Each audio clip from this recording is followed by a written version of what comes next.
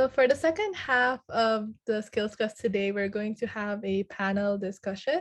We've invited 5 panelists that come from different research fields. Let me just spotlight each of them so that they could be easily viewed.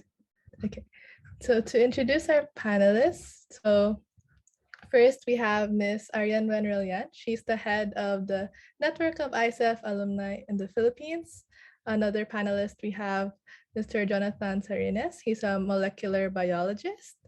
And third, we have Ma'am Irene Lopez. She's a science and math teacher at the Katoh Gakuen Gyoshu High School in Japan. Next, we have Mr. Jerome de Leon. He's a postdoctoral researcher at UTokyo. And lastly, we have Ms. Jeanne Marie Lego. She's a molecular biology and biotechnology student at UP Diliman. So for the flow of the panel discussion today, we really want it to be as interactive as possible. So if any of the participants have questions, feel free to unmute yourselves and speak up, or feel free to raise your hands and we can call on you. Or if you're feeling a little bit shy, you may use the chat, but we highly encourage for you to raise your hand so we can all hear your lovely voices.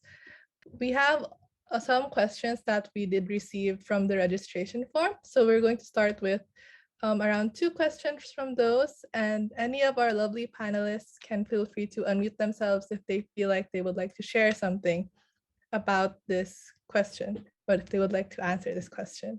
Okay. For the first question, this is a question from the registration form, and it's asking about, oh, okay, we have something from the chat.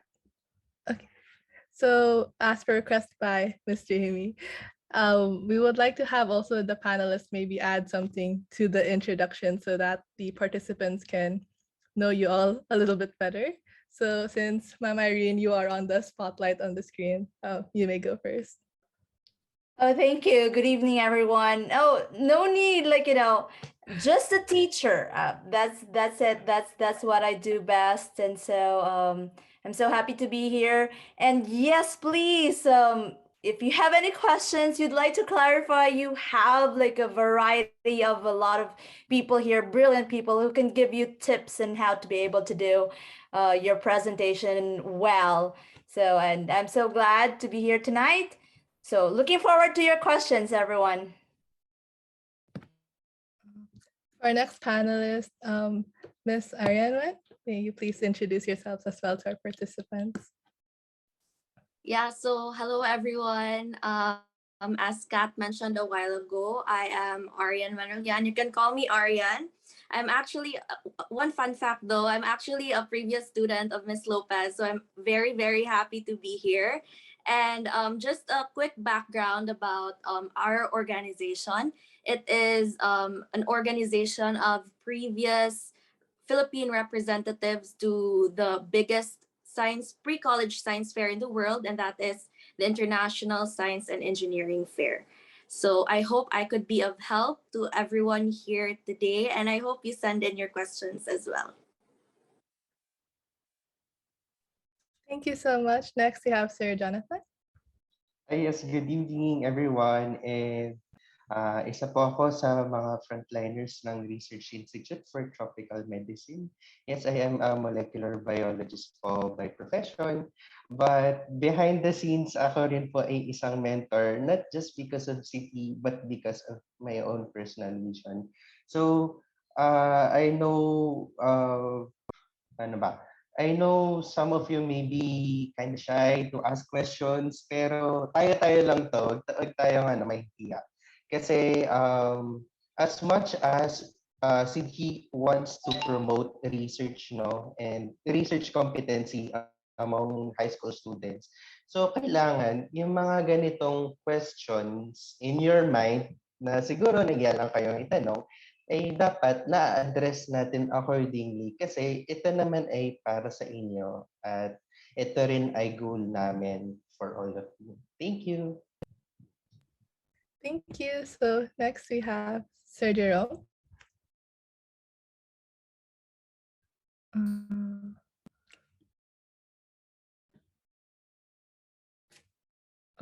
Mr. Jerome, if you could unmute yourselves and briefly Hello, do as you hear well me? introduce. Yes, we can hear you. Yes. So again, I'm Jerome. Currently, I'm a researcher at University of Tokyo. I've been doing research siguro for more than 5 years na as part of my grad studies. So nakita ko yung tanong sa Google Docs, and there are many ways to answer that. So I won't say anything specific for now, but I'm just here to help in case yung mga students natin need some encountering problems with regards to research. So yeah, so we're here to help.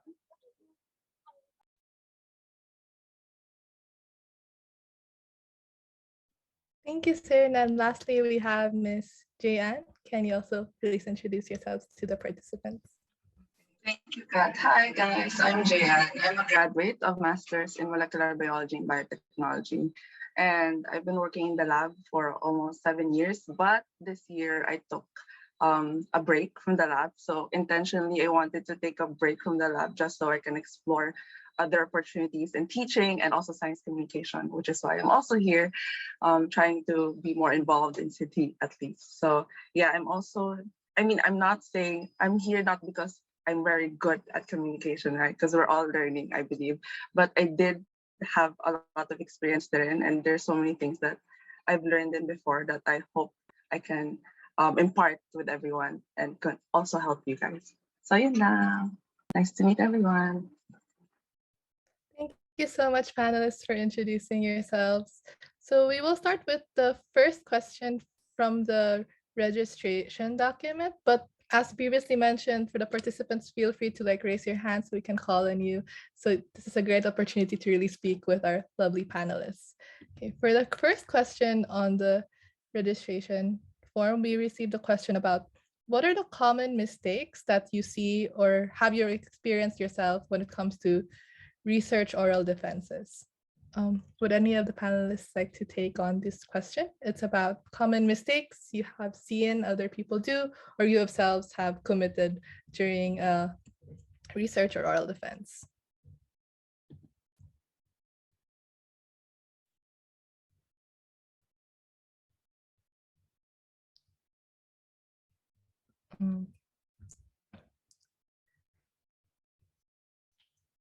Ma'am Irene, I think as a teacher, since you have seen several oral defenses, I'd like to ask if you could take on the question first. Oh yeah, so for sure. I was just looking because as a teacher, yun din, naghanda ng presentation.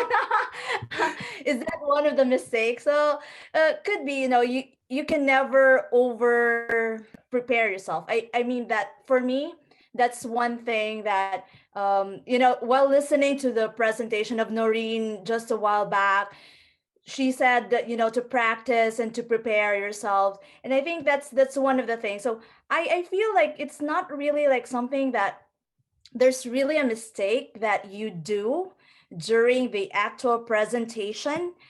It's just that maybe it's kind of like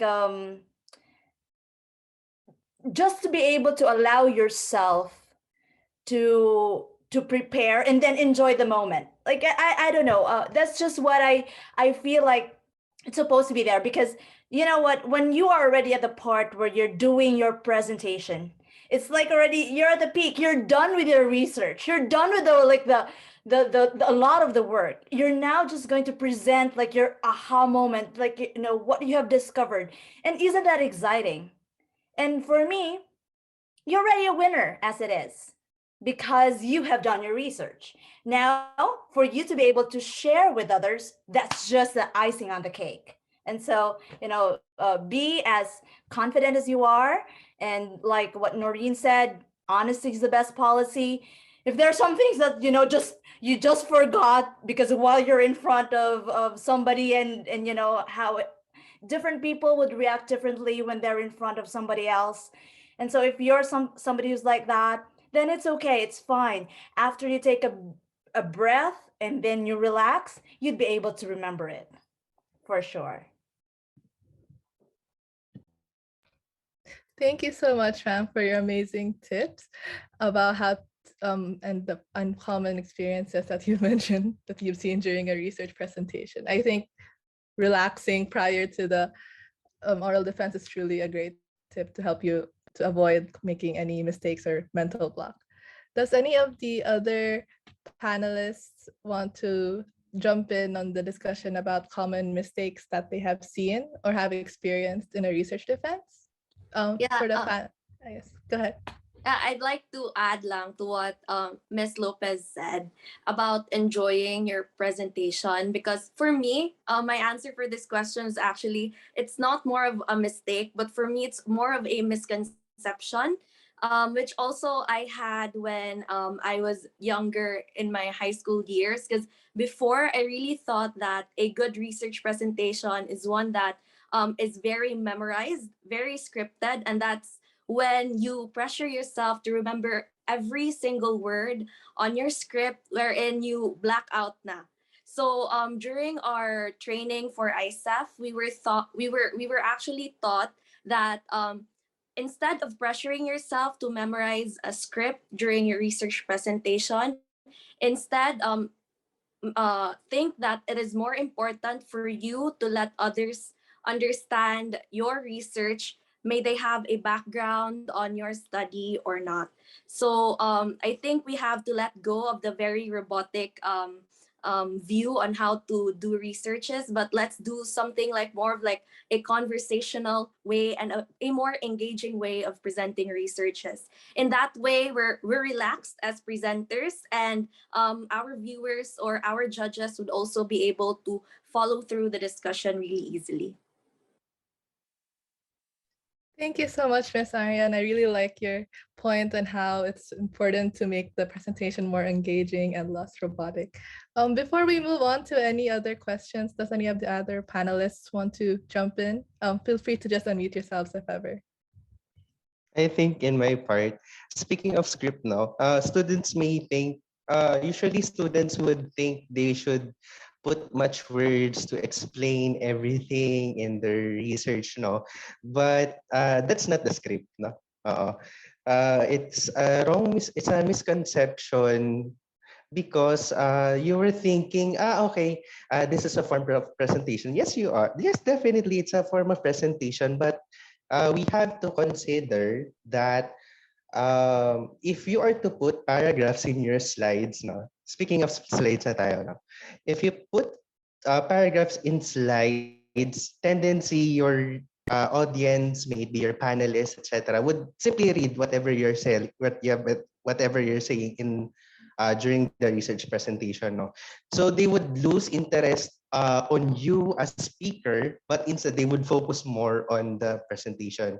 And adding up that, take note that us as audiences, no, we do have an attention span. So if we are just to read your presentation, then we would really get bored after siguro mga wala pa 30 seconds siguro, I'll get bored on that then, no. So you have to put yourself in the position of an audience. How would my audience feel when I present this way? How would my audience feel about me, about the speaker, if the speaker presents it that way, no? So more or less mga we present data, we present figures, or perhaps short sentences or phrases lang siguro for that purpose, no? So I guess I would point it that out. Thank you. Thank you so much, Sir Jonathan. And I really like your point on how it's also important for the slides to not look like it's very rehearsed and to avoid placing paragraphs as much as possible. Before we move on to another question, does any of the participants have any follow-ups regarding what has been said by the panelists? If you have any follow-ups, feel free to raise your hand or place them in the chat.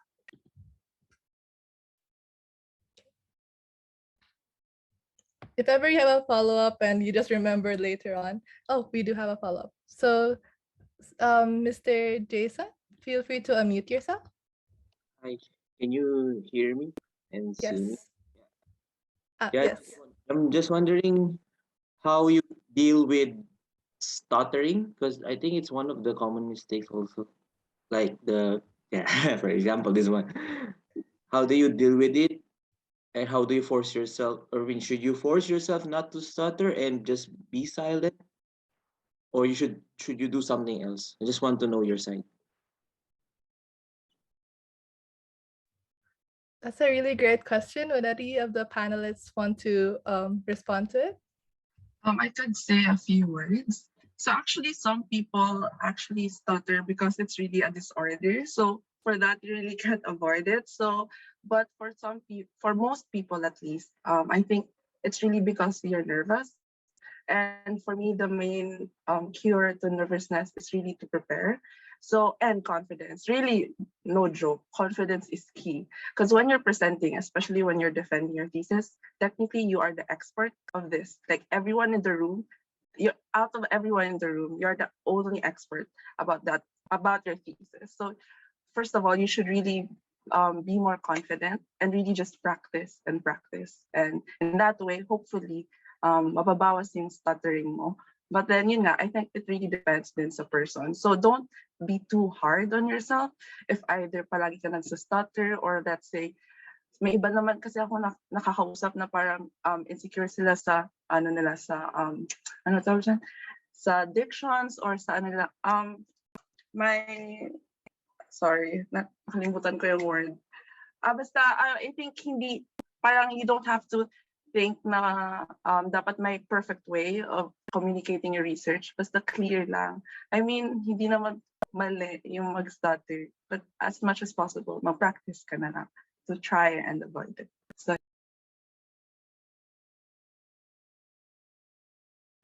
Thank you so much, Ms. Jayan. And I really like what you said that even if you stutter, you should really not beat yourself up for it. So people are human and we make mistakes. Does any of the other panelists have any additional tips regarding the question about stuttering or any other opinions about it? Okay. So I guess we can move on to a question asked in the chat. So there's this question regarding how to deal with intimidating panelists.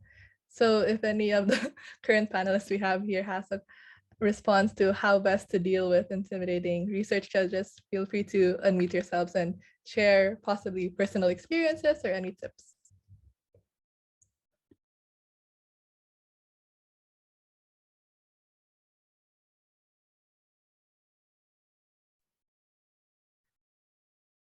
So I think we can ask Sir Jerome, since we haven't heard from you yet regarding, do you have any tips on how to deal with panelists in research competitions or just panelists or people in general that you feel are intimidating when asking research questions?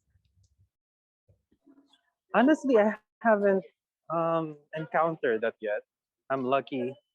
My experience, I'm always working with very kind panelists. But I guess one point would be to always smile. Because, yeah, when people are just, usually, for example, they're like old and grumpy um, professors. Usually, yeah, it helps just to feel calm and smile always, generally.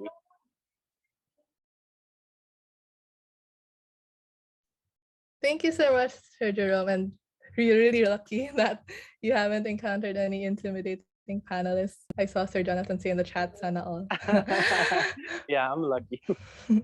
So, Sir Johnathan, have you experienced any intimidating panelists before? And if so, what have been your tips for overcoming that? Yeah, almost every day before, because she so happened to be my advisor before. So I think it's an exposure experience then to have someone who is intimidating. So really, the key there is that you should listen carefully to what they are trying to tell you or what they are asking, no?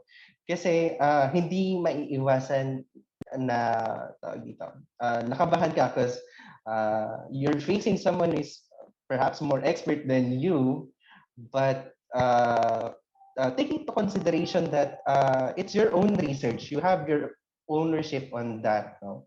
But at the same time, you should balance it in a way that you listen to them carefully so that you could address the questions, or otherwise, if you may not know the answer, then perhaps you could kindly suggest or kindly ask what are their thoughts, perhaps, no, especially when presenting, siguro in a poster presentation. I usually do it that way when I encounter intimidating people. So yeah, it's really more of listening carefully. If you couldn't really outrightly answer their question. Thank you.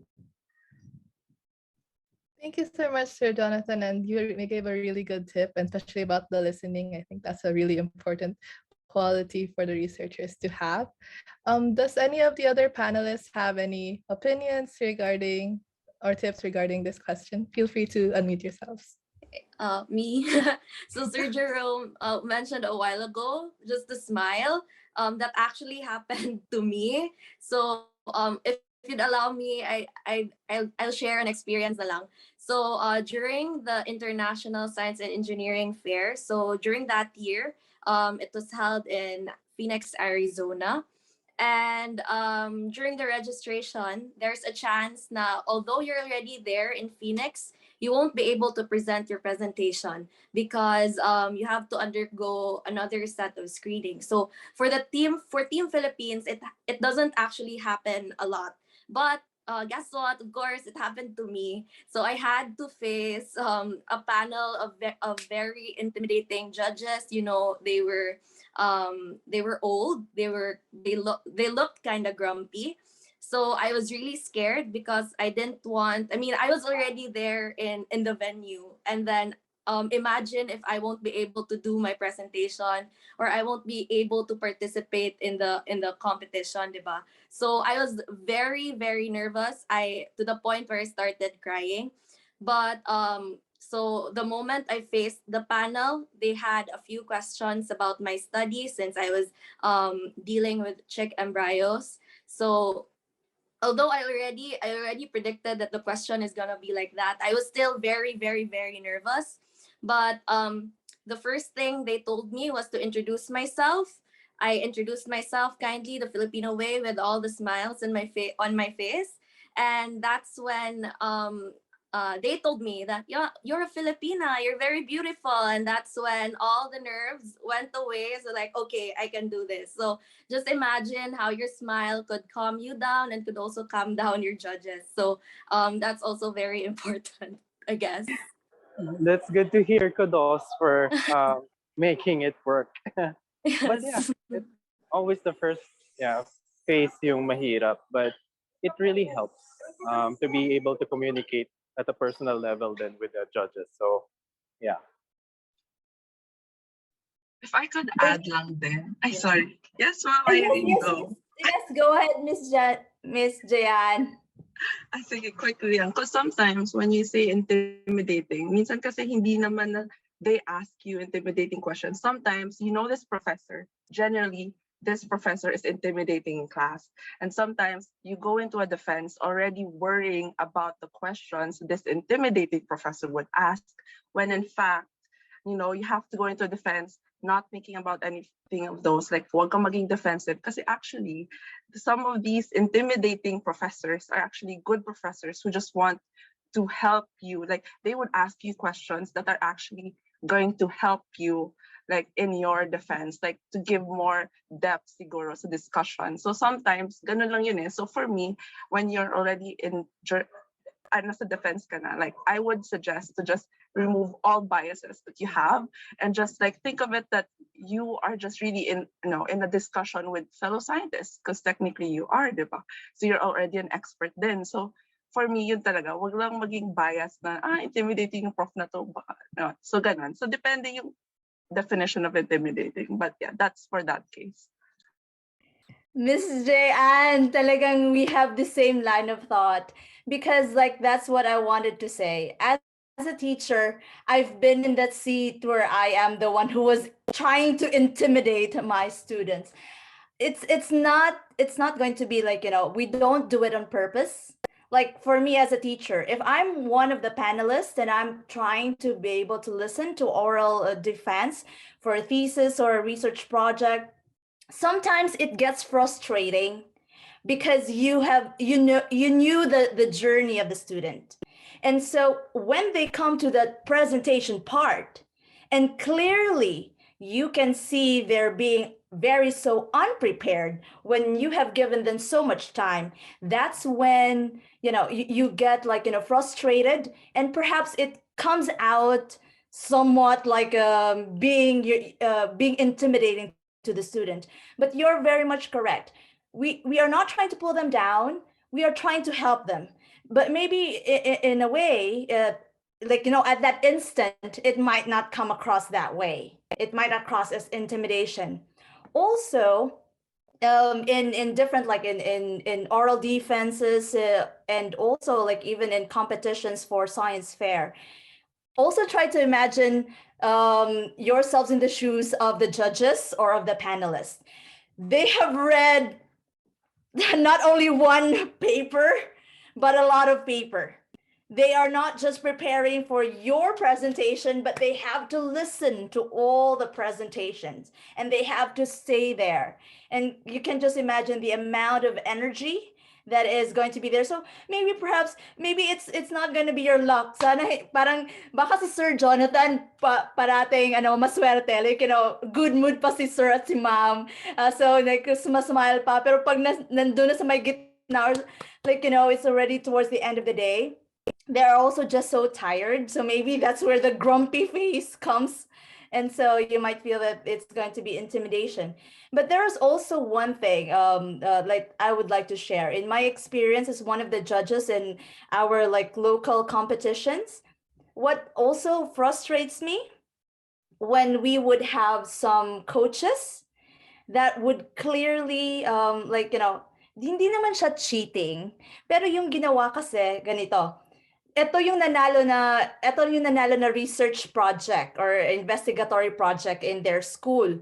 Ay, si teacher sabi, pupunta na ng region or national level. Ay, mga na yan, yung mga judges, parang si so and so. Ang ginawa ay ang estudyante na gumawa ng research, napaka-timid, napaka-shy. So ang ginawa, ibang estudyante ang kinuha para mag-present. Eh di syempre yung bata na kinuha mag-present, di pinamemorize ng study.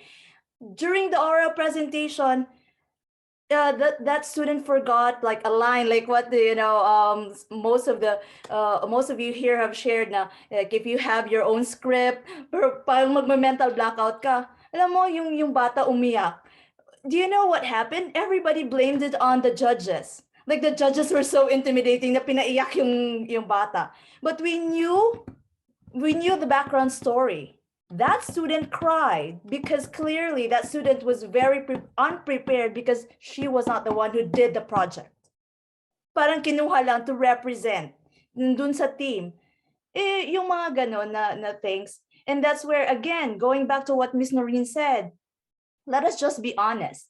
And when we are honest, and when we really did our research work, we really did the thesis, we really did our investigatory projects, there's no way for us to get intimidated because like what Ms. Arian had said, that's my project. I know that. I know it.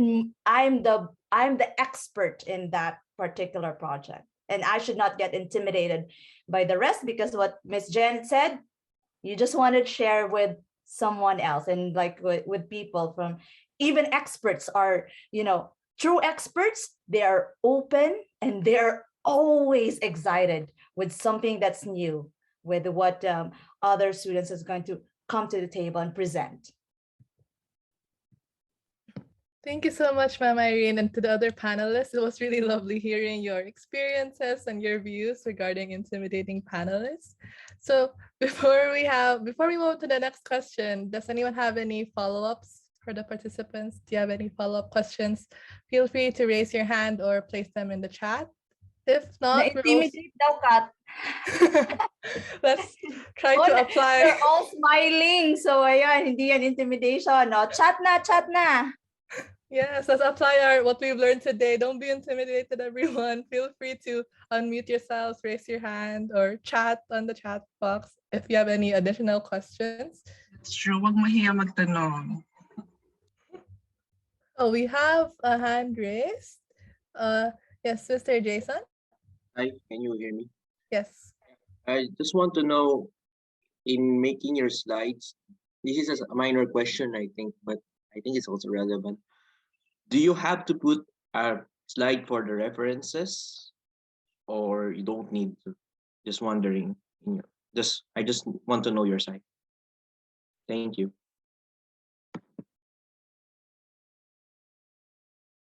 So does any have the panelists have a view or a response to this question regarding placing references on the slides of the oral defense?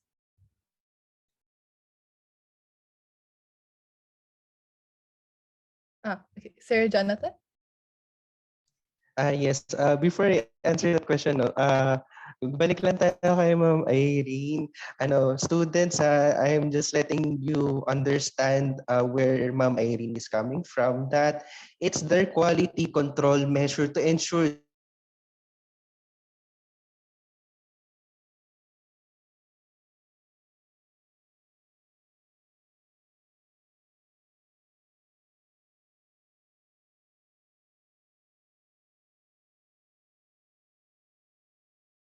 ang inyong growth as a student, no? But come to think of it, that all of our experiences are for continuous quality improvement. Now, going back pala, sorry, ayun, yung sa references in the slides, it's necessary, especially when you're showing pictures from publications, telling something that it really came from a publication. No? So it's a courtesy and it's a form of respect to one's intellectual property. Thank you. Thank you, Sir Johnathan. And yes, I agree that when presenting, it's really important to give credit where credit is due. So it is important to place. Oh, another follow-up question from Sir Jason. Yeah, so about that, so I'm just wondering if you should just cite it in the slide where you use that, or should you put a separate slide for the references? Yeah, I mean, I'm not sure if you got my question, but yeah, let me know if you didn't understand. Yeah. You could do both, because usually when you see images on some slides, you already see sometimes people just add the website. Sometimes people add the publication, like the author names and the year. But some people, syempre, you don't only cite images, you also cite ideas. So for the ideas, typically that's when you add it to the last slide where all the references are added. So I think there's no real rule on this, but yeah, you can do both. Okay, thank you. Also, Sir Jason, yeah, I just wanted to say that it really depends on where you're presenting. Because if it's for a competition, there are certain set of guidelines that they would like for you to show in your presentation. You follow that because that's what is necessary. If it's something that's for academic purposes, like it's for school, and your professor wants you to have that one, and it's part of, also in the task that the teacher wants, then place it there. How to know when to place it or when not to place it? Ask your teacher if the teacher would like for him or her to really show a specific slide for your references. Ask the organizers of competitions for specific guidelines for PowerPoint presentations. That's it. Just ask and be clarified for that one. Thank you. Thank you, Irene, and I agree. Asking is a really important thing to do, especially when it comes to competitions, if it's a requirement during school. Does anyone have any additional questions? Feel free to place in the chat or feel free to raise your hand. It's really nice to hear other people's voices as well. And as Ate Florence mentioned in the chat, don't be worried if you feel that your question isn't relevant or if it's very obvious to answer. Just feel free to be brave and ask your questions. Okay. So does anyone have any questions to ask our panelists? While waiting for someone to raise their hand or someone to place a question in the chat, we do have another set of questions from the forum. So based on your observation, what do you believe are good qualities of a good research presentation? Does anyone of the panelists want to answer the question on what they feel are the best qualities of a good research presentation? Feel free to just unmute yourselves and to start the topic.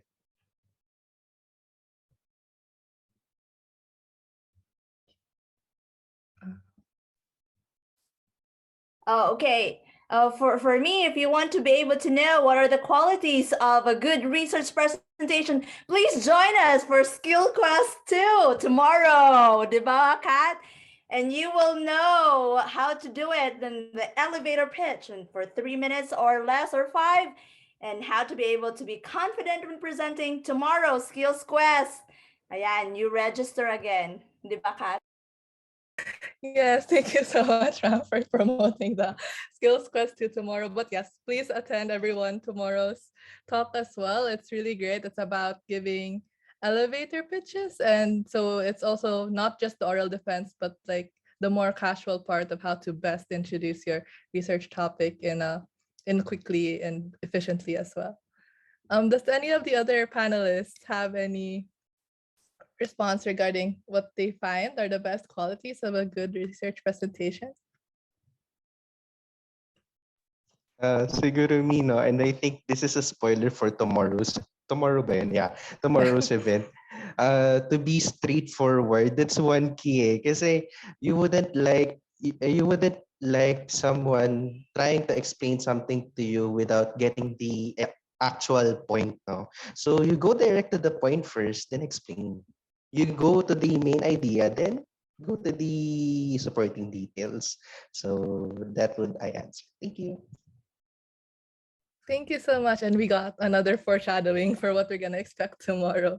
So, so if you haven't registered yet, so there's also a link at the Florence has sent for the event tomorrow. Does anyone have any more questions for our lovely panelists? Feel free to raise your hand. Don't be intimidated. Any question is a good question.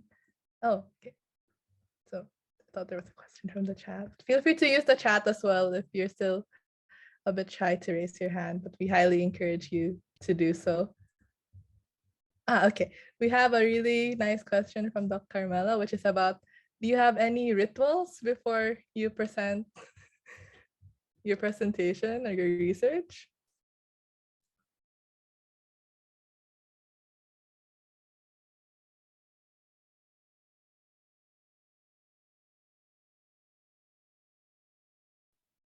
So the panelists, feel free to just unmute yourselves if you want to take on the question of rituals or any like habits you try to practice before presenting your research, possibly like to calm your nerves or just like any rituals you do for preparation or things like that. Okay, I'll take this question, I guess. For me, it's not really like a habit, but it's more of mental conditioning, because I get nervous. I still do get nervous, even though I've exposed myself to these kinds of situations already. But it's mental conditioning. There's this phrase that I repeat in my head over and over again. It was actually mentioned a while ago by Miss J-Ann, and that is, there's no other person who knows my study better than me in this room. And I don't know, I just find comfort in that. That was actually said to me by my research advisor back then. It really comforts me to know that I am the person who knows the most about my study in the room. I don't know why, but it does comfort me a lot. Thank you so much, Miss Arian, and I agree. Like positive affirmations before your research is really important, and it's really important for you to be confident and trust yourself prior to presenting your topic. Does any of the other panelists have want to share any of their secret rituals or tips prior to presenting their presentation, or just any habits or rituals they have also like preparing to do the presentation as a whole? Or if not, any rituals that they've heard their colleagues do or their friends do? There are definitely a lot of charms over here in Japan, and they're really cute, but I'm not fond of it.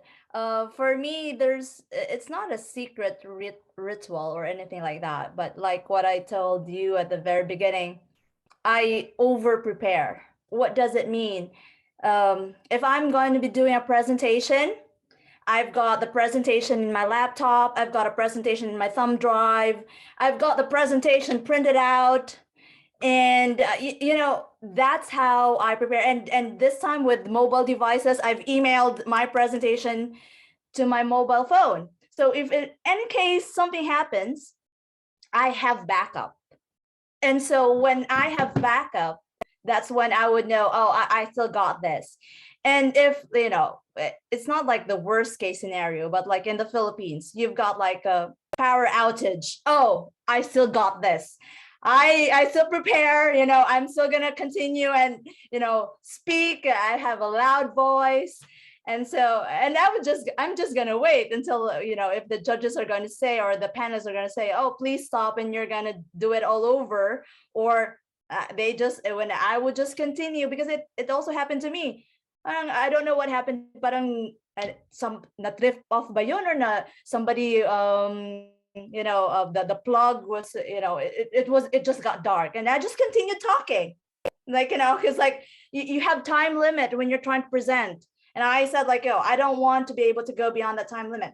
And you know what happened? It just broke the ice. Even the panelists, they were just laughing, and they were saying like, oh, Irene, you can calm down. So like, you can do it, take two. And I told them, I don't want to do take two. You listen to me now. No, the joke. I mean, something like that. Just for me, I prepare with any kind of eventuality.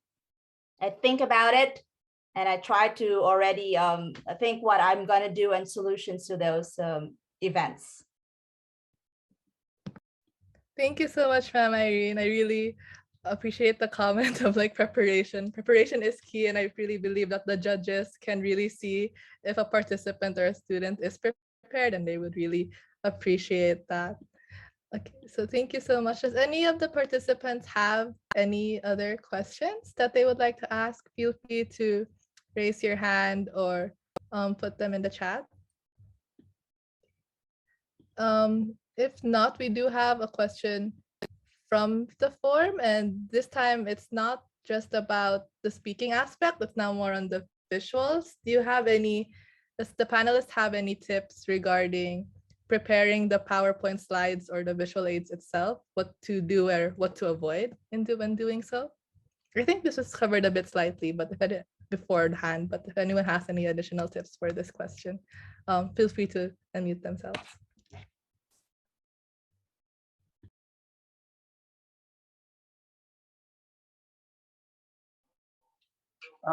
Okay, I'll take this one. Just a brief comment, no? Most of the time when I attend meetings or conferences, I listen to many talks and different presentations. But for me, the most important is like if the message gets clearly communicated. So in terms of visuals, if we make our slides simple but not simpler, as Einstein quoted. I mean, like sometimes we're trying to present an idea, we put everything there. Like in one slide, there's just too many words, there's just too many visuals. So instead of relaying your idea clearly to the audience, what it does is just confuse people. So you have to have the right balance when presenting an idea. Simple but not simpler. Thank you so much, Sir Jerome, and I agree that it's really important for the slides to not be so overwhelming, to just have the right amount of information so that it can be clearly understood by the judges.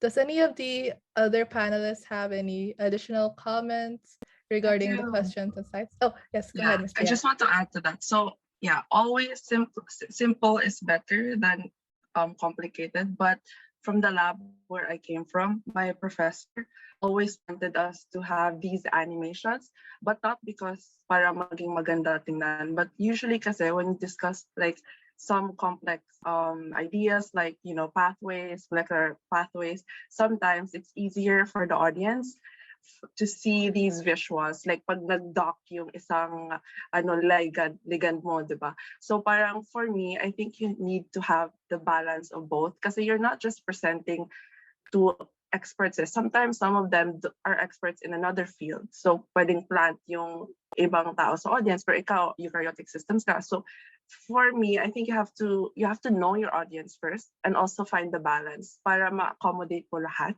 So tama naman, yung simple but not simpler. So yun. And also, I also have kasi a lot of people who are very creative at my institute before. So it's not just for the, kasi parang sa kanila, they really enjoy making these PowerPoints. So for them, they also like to add more, you know, designs. And for me, it's okay.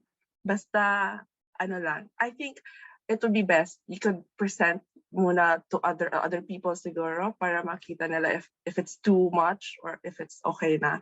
So yun, para hindi rin ma-suppress yung creative freedom mo. So yun lang. Thank you so much, Ms. Jayan. And I really agree with the tip of, especially with complicated topics or like concepts, it's really nice to have this visual aid. And I also like your tip about presenting to others beforehand. That's something I used to do as well in high school, having like a mock presentation to get feedback. Okay, so I think we have time for one last one or two questions. So for the participants, feel free to ask your questions or unmute yourselves so that we can cover your questions before the time ends. Don't be shy. Don't be intimidated as we covered previously.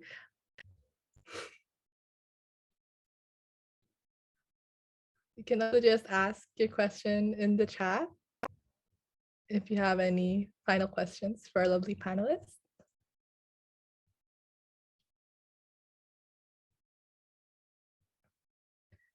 Okay, we have a last question from Dr. Carmela. Any difference between presenting in the Philippines versus an international audience? So, does anyone want to cover this question?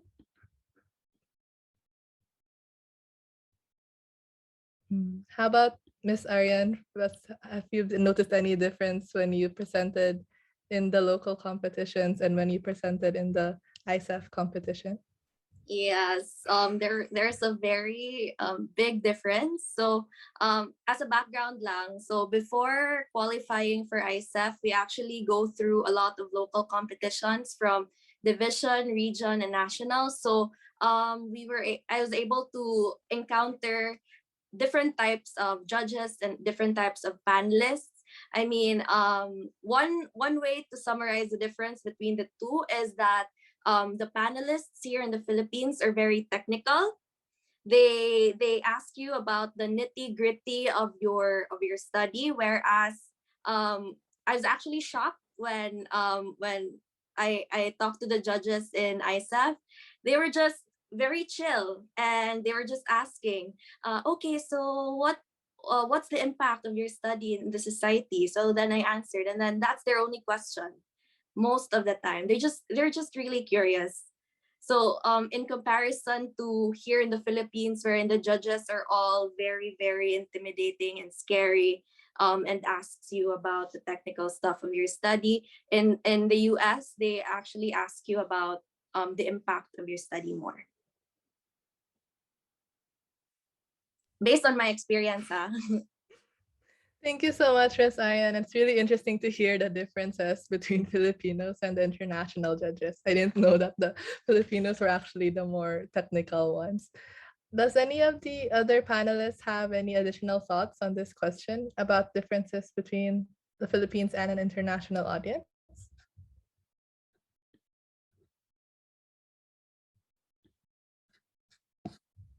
I would just like to share an experience. I think it's part of the question of Johnathan. Oh no, I forgot JP or Johnathan about like having references, and then Miss Jan was saying like placing it there in the picture, because I think that's very important, because what happened was when my student presented some their paper, their research in international competition, there was a judge or one of the panelists. He was I think he was Japanese, and then pointed to a picture that was used in the poster presentation or in the chart, and then it's like, oh, where did you get this picture? And then explain this picture to me. And then so the student was saying like, oh, I got this picture from this one, and it clearly shows like something, but this is not my original picture. And you know what the judge would say, like, oh yes, because that's my picture. So that's one of the things that's different. You might come across internationally the ones that you have in your work. So that's one of the things that's going to be something that's going to be amazing, that you're just going to be able to see also like really amazing people. And see, that's where it comes. If you were honest and say like, that's not my original, I cited it as a source and here it is, there you go. And it made a lot of difference. And then yung sinabi ni Arya na yun yung mano nga, oh, from saan kayo, from the Philippines, and what are you doing, and what is the impact? Again, what's the use, or how is this important to others or in society or in the global arena? And then it becomes so light, and you feel so happy answering their question. Thank you so much, Ma'am Irene. And wow, that's really interesting story. Like the coincidence is like amazing. Oh, okay. Sir Jerome, do you have any additional thoughts on present differences between the Philippines and the international audience? I don't know, maybe it's just me, but depending on the setting, usually one common difference is pronunciation. So sometimes it's really difficult to kind of understand their questions, and also you have to speak in a certain way for them to be for you to be able to clearly communicate your message. So depending on the setting, international or local, for me I have to adjust. Like for example, the way I speak now, the kind of facing, how do I face my words? For example, if we are in Southeast Asia, so they're less adept at, for example, absorbing your message if you speak so quickly. So I think you have to be parang you have to mind that depending on your audience, you have to, um, for example, to face your um, the way you speak, and also the choice of words. But yeah, in general, for example, if you go elsewhere, US is fine because but for other places, yeah, sometimes you just have to mind that. Maybe I'm speaking it from experience in Japan, so I have to really be careful with the choice of words and also the pacing of my sentences. Thank you so much, Sir Jerome, and I agree. I think being mindful of the different audiences we can encounter is really important, and trying to adjust our communication style to that is really essential. So I think we're actually running out of time. First and foremost, thank you so much to the panelists. It was so nice to hear all your stories and experiences when doing research before, and I really learned a lot myself, and I'm sure the participants as well, as your different tips and suggestions on how best to improve your research.